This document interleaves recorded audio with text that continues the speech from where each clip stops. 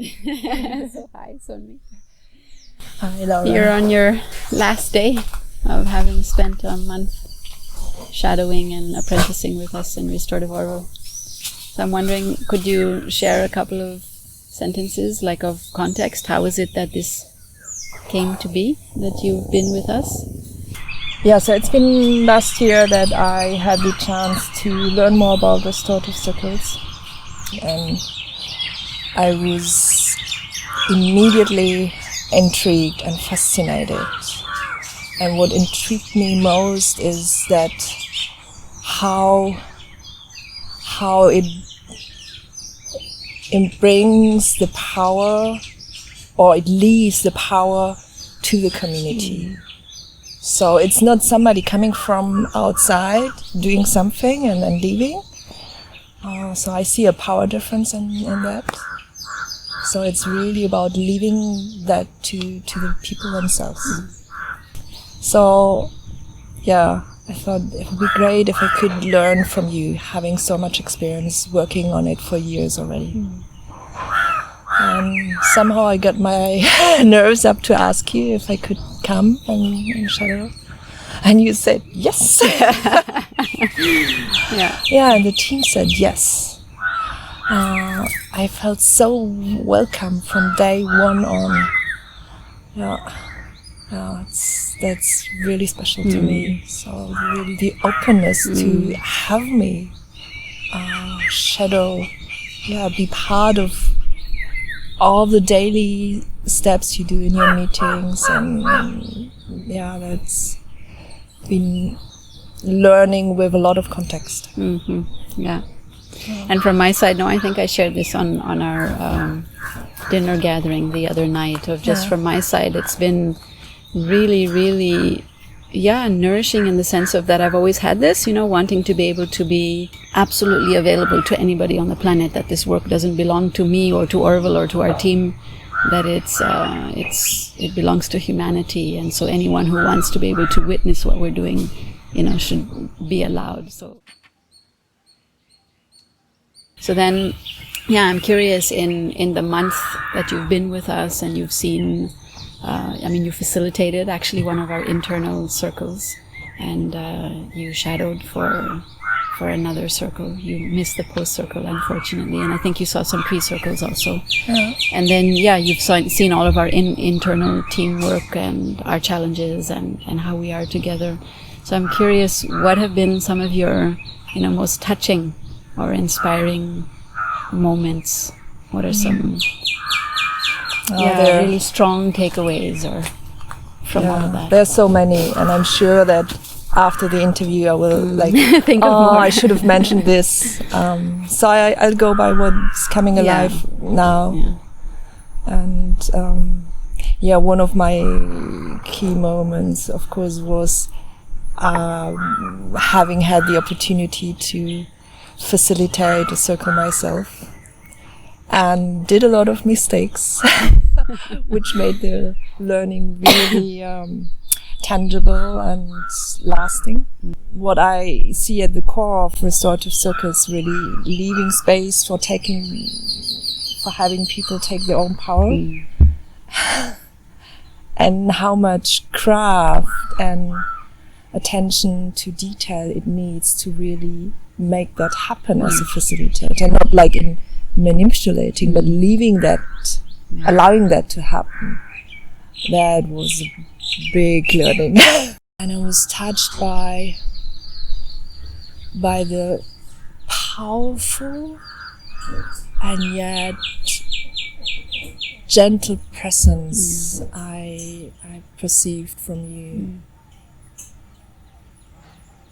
It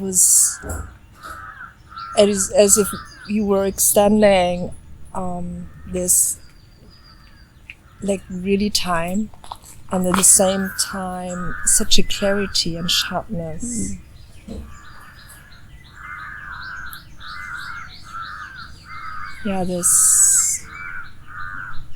Completely present. And the craft of, there were some situations there for you for me, you modeled what is meant by really listening. I remember one of Marshall saying, pulling the jackal by the ears. There was like one dialogue between author and receiver, and there you supported the author to really listen.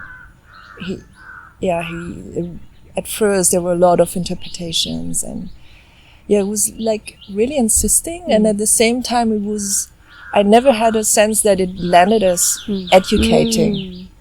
So a real kind of what touched you is this quality of holding space, but being absolutely at service, and with no agenda but some sort of a subtle discernment. It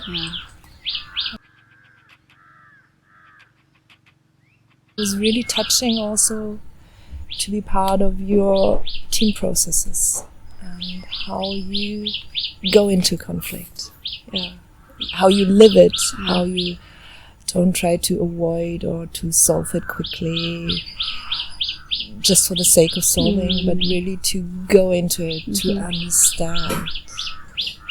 And then what comes now is the imagery of like the lotus. You know how there's the saying, the lotus comes out of all of this mud, and that somehow beauty can emerge from challenge or from difficult dynamics. So then I'm curious, what have been some of the challenging moments in this month? My own story of obligation. So, the story of mine, I can't just receive. I have to give back, like this, from that sense, not from I want to, but I have to. I'm only allowing somehow halfway there, like driving with the handbrakes pulled a bit. And once I got in touch with that, I really could start to receive fully. And was it somehow that like what you were being offered in a way was possibility of too much? It was so overwhelming. It was and then an absolutely different context and community than what you're used to. So overwhelming, so giving. So like you said, you really like to share. I feel really privileged, actually. Bringing RC to Auroville is okay. Of course, there's complexity and there's years ahead of us until the project feels like it's really at its full potential. But that I'm just so lucky to already live in community, and to live in a community that is, the basic premise is kind of, it's a laboratory, that nothing is set and everything is in motion, and we are trying to figure it out from scratch. And so in that sense, I can't imagine doing this work, in Paris or New York or just, so that kind of, this community was given. And then the fact that I was born here and grew up here, I feel in a way entitled to play and to say, hey, what about this, So in that sense, I'm very aware that I'm privileged in terms of the context, where I'm trying to play with RC. Do you have any suggestions for how we could engage with our community differently, better, or even suggestions of as a team? No, maybe only questions. Like it became a lot more tangible also during the interviews, was how to encourage opening up to self-responsibility. And self-responsibility in the sense of responding to myself, responding to my longings, to my truth, to my reality, and owning it. This cultivating a different way of being with conflict and justice. It's like that, yeah, there's this huge story we all have about conflict is something bad, and yeah, and of course there's uncomfort with it and pain, but the only way going with it is going through it, and to really integrate that. And I'm so in awe about this source of power I see in you, holding that there's in German it's lange Atem. This knowing it takes years, not like but really there's a lot of trust. Absolutely, I see that. And keeping going. What I see as always on the level of 100%. I don't know how you do that. So there's really like, wow.